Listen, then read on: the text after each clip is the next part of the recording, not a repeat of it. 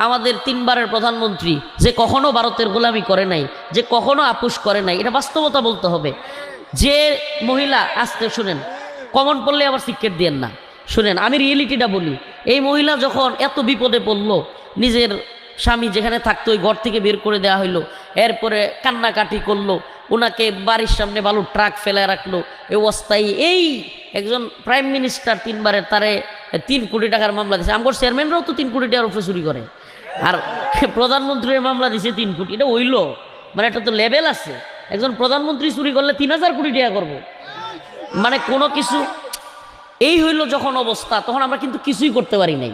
Reality কি, এদেশের জনগণ বা এখন যারা খুব মায়া কান্না দেখাচ্ছে, আমরা রাষ্ট্রীয়ভাবে দোয়া হচ্ছে, এই হচ্ছে সেই হচ্ছে, তখন কিছুই করতে পারি নাই। সাইদি রহিমাউল্লাহকে এতদিন কারাগারে রেখে, এই আল্লাহর বান্দাকে, জগৎ বিখ্যাত আলেমকে কারাগারে বন্দি রেখে হত্যা করে তারপর বের করা হয়েছে, আমরা কিচ্ছু করতে পারি নাই। তা আমাদের মায়া কান্নাটা বাঙালির আশ্চর্য লাগে। ভালো ভালো মানুষগুলোর প্রতি মায়া কান্নাটা শুরু হয় মরার পরে। মায়া কান্না শুরু হয় কবে? এতদিন সাইদি রহিমাউল্লাহ যখন জীবিত ছিল, না উনি আমাদের দলের না, উনি মওদুদে আকিদার, অমুক আকিদার, তমুক আকিদার, গোড়ার ডিমের আকিদার। মারা যাওয়ার পরে ওরে সিম্পেথি, তো এখন আকিদা কই গেছে। মানে আশ্চর্য সমস্যা। আমরা যে রাষ্ট্র হিসেবে দাঁড়াইতে পারি নাই, আমরা একটা রাষ্ট্র কখন রাষ্ট্র হয়, মনে কষ্ট নিচ্ছেন?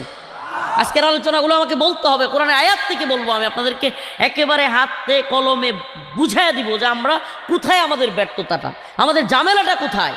আমাদের ঝামেলার জায়গাটা হলো আমরা আজকে কি হচ্ছে, গতকালকে কি হয়েছে, 5 দিন পরে মনে রাখি না।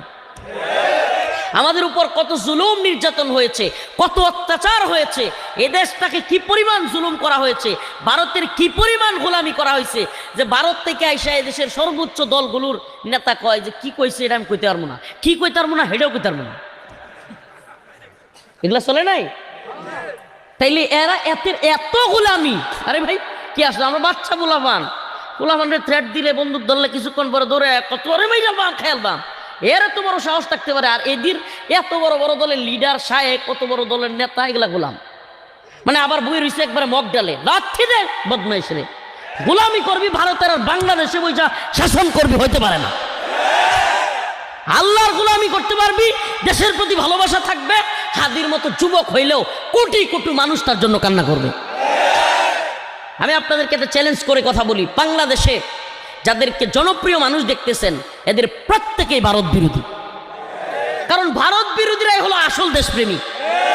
আপনি কি মনে করছেন বিএনপিতে আমাদের নেত্রকোনা লুৎফুজ্জামান বাবর ভাই কিংবা বেগম জিয়ার মতো কোনো এত বেশি জনপ্রিয় লোক নাই কেন জানেন?